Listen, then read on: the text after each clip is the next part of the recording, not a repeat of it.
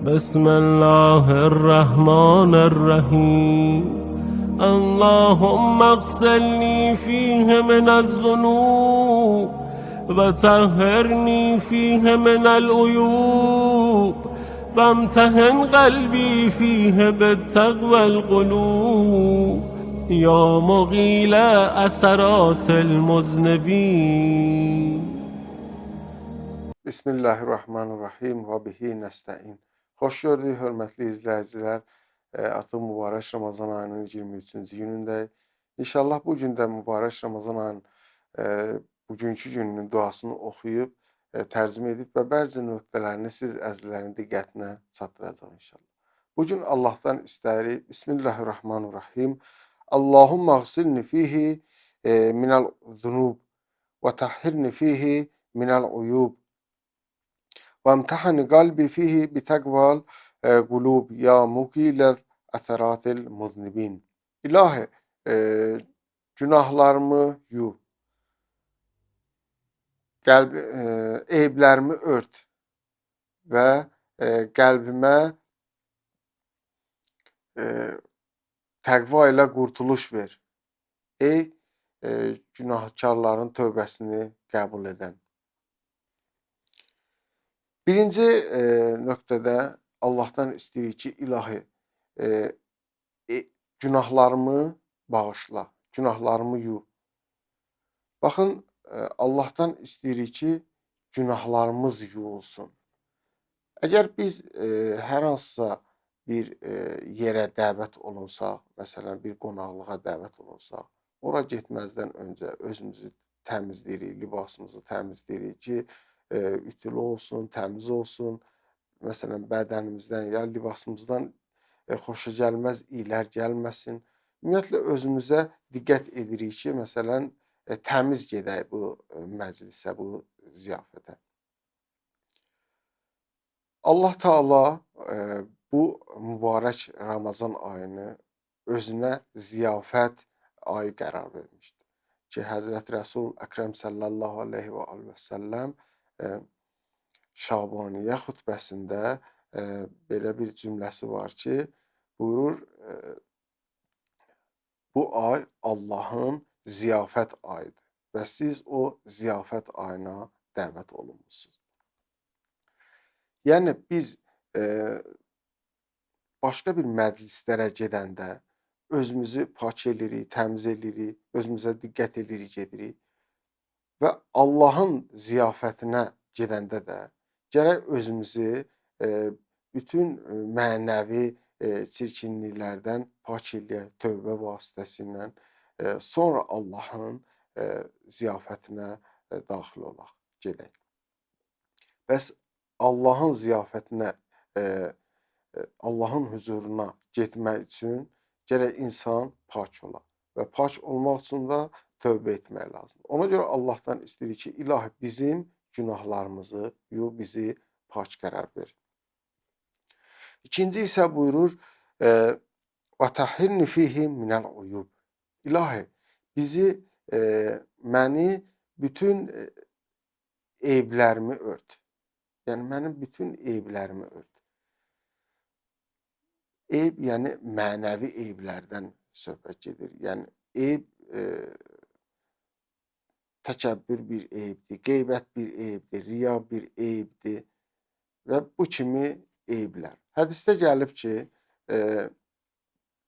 insanın əməli osmanın 7-ci qatına qədər 7 dəfə saxlanılır. Yəni, birinci əməli ki, mələklər aparırlar Allah dərgahına, osmanın birinci qatında mələklər, Allahın məmurları o mələkləri saxlayır ki, baxır həmin insanın əməl dəftərinə. Əgər məsələn eybi varsa qaytarırlar. Məsələn, baxırlar, görürlər qeybət olunubsa, oradan qaytarırlar dala. Əgər birinci mərhələni keçsək, gedir ikinci mərhələ, məsələn təkəbbür. Təkəbbür varsa bu insanın əməlində, o əməli təkrarən geri qaytarırlar. Yəni Allah dərgahına gedib çatmır. Bizim bir çox əməllərimiz bu cür eyblərlə Allah dərgahına gedib çatmır. Yəni bizdən belə bir şəkildə, yəni təkəbbür olur, ya məsələn qeybət olur ki, onu özümüz bilmirik, amma etdiyimiz salih əməllər də Allah dərgahına gedib çatmır. Ona görə diqqət eləməliyik ki, xüsusilə də mübarək Ramazan ayında bu kimi eyblərdən uzaq olaq ki, inşallah əməllərimiz gedib Allah dərgahına çata bilsin. İmam Rza əleyhissalamdan bir hədis nəql olunur ki, İmam Rza əleyhissalam həmişə süfrə başına oturanda öz xidmətçilərini də bir yerə yığıb onlarla bahəm çörək yeyərmiş.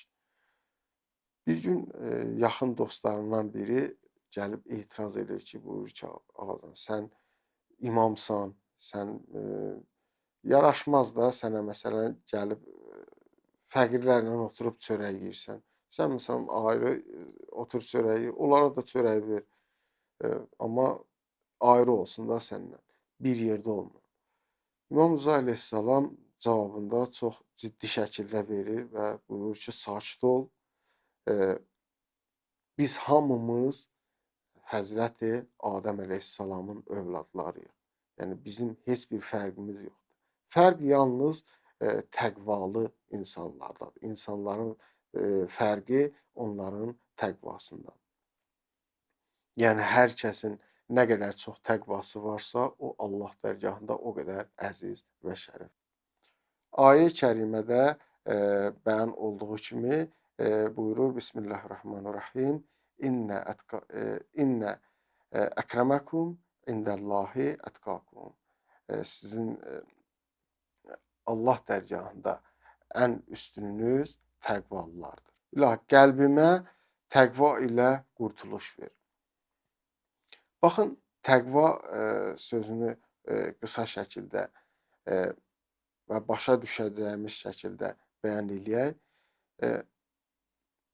Yol qaydalarında qırmızı işıq, yaşıl işıq olduğu kimi, İslam qaydalarında da, qanunlarında da bəzi qırmızı və yaşıl işıqlar var. Yəni, qırmızı işıqlar haramlar, yaşıl işıqlar isə halallardır. Təqva da bu cürdür. Təqva, yəni dində olan qırmızı işıqdır. Hər vaxt ki, gəldin, qarşıma bir günah çıxdı, sən orada dayanmalısan. Əgər keçsən, günaha batmış olursan. Bəs bu qırmızı işıq, yəni təqva sənə icazə vermir ki, sən günaha batmış olasan. Sonra isə buyurur, ya muqilə əsəratil mudnibin. Ey günahkarların tövbəsini qəbul edən. Baxın, fiqhdə bir bəhs var, iqalə bəhsi. İqalə nədir? İqalə o deməkdir ki, əgər bir satıcıdan gedib hər hansısa bir cinsi alırsan, sonra gedirsən evə, məsələn bir köynək alıbsan. Gedirsən evə geyinəndən sonra görürsən, sənə uyğun bir köynəkdir.